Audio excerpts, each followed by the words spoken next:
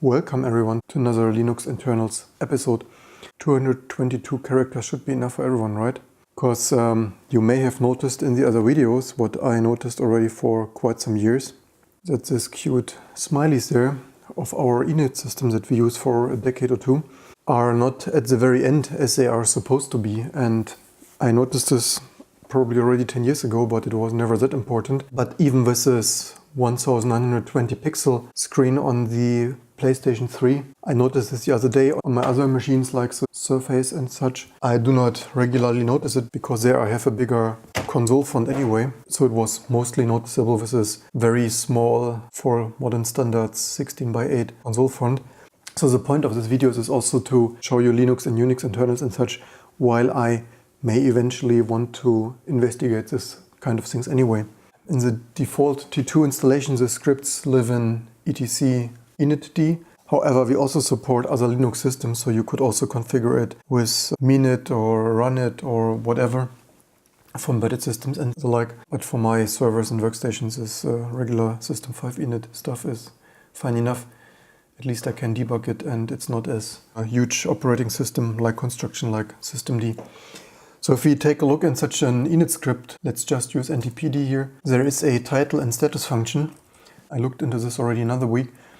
And I optimized this slightly because this for loop that is used here in our current code base, this for loop is already optimized away because this on really slow machines, and in the next videos I will show you one of these, it actually becomes visible how slow the dots are drawn for this status line when you have really slow vintage machines. Videos coming soon.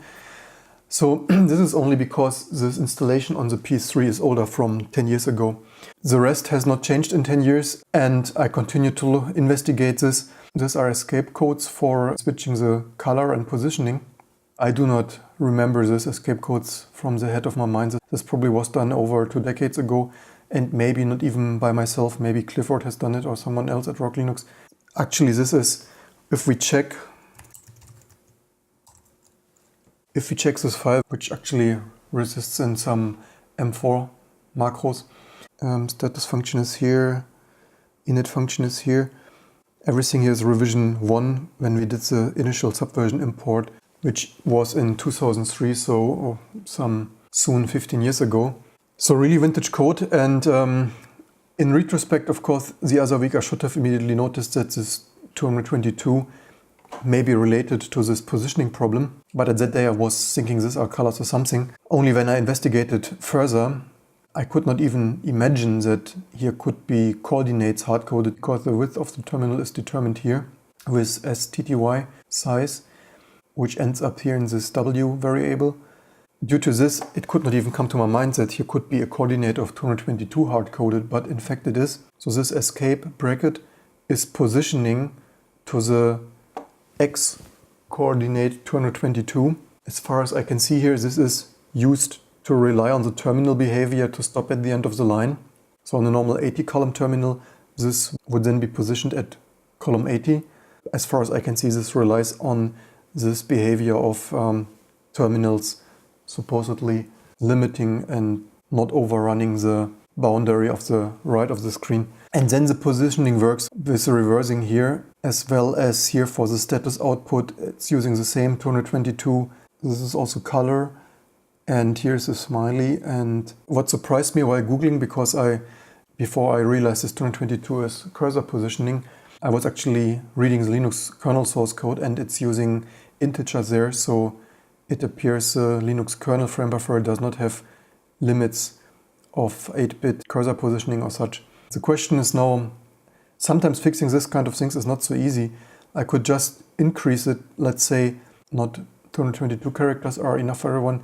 Let's make this 999 although, but I wonder if some really old-fashioned terminals may have some 8-bit integer precision problem. I also found with Googling that at least Xterm and some clones and copies have some mouse positioning limitation of 222 or 223 or something like this.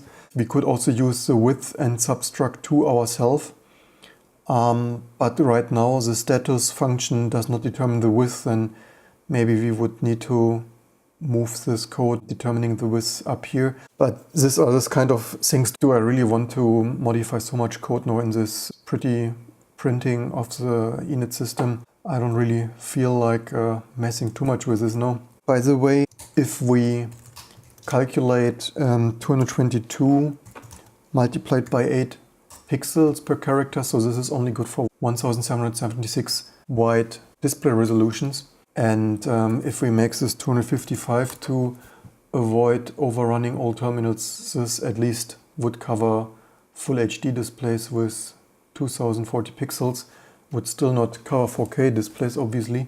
So yeah, maybe I make this 255 for the next weeks and experiment with changing this further here in some local working copy without committing this, because I would hope that 255 should work with most terminals in the field, though realistically most people use the Linux kernel frame buffer or secure shell logging into server anyway.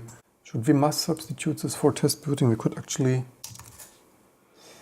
SED substitute 222 with 255 globally in place substitute in all of this. If we are feeling lucky and experimental, because as you can see now with 255 it is actually working there at the end of the line. The question is a little bit if the usability of this is so great. Maybe it would actually be better to limit this at 80 columns, and because it's with this extremely wide display a little bit hard to follow which line belongs to which statement printed there, so maybe usability of fixed 80 columns would be actually better. It is also the small things that matter, otherwise it looks a little bit buggy. And on the other hand, looking for this kind of small stylistic bugs, it's not the most important thing. And it actually took longer than I thought. Intuitively, I actually expected some terminal emulation limitation, and I was looking in the Linux frame buffer code already. But in retrospect, I should have analyzed this escape codes more clearly. So the lesson learned is sometimes it's the small things that take longer.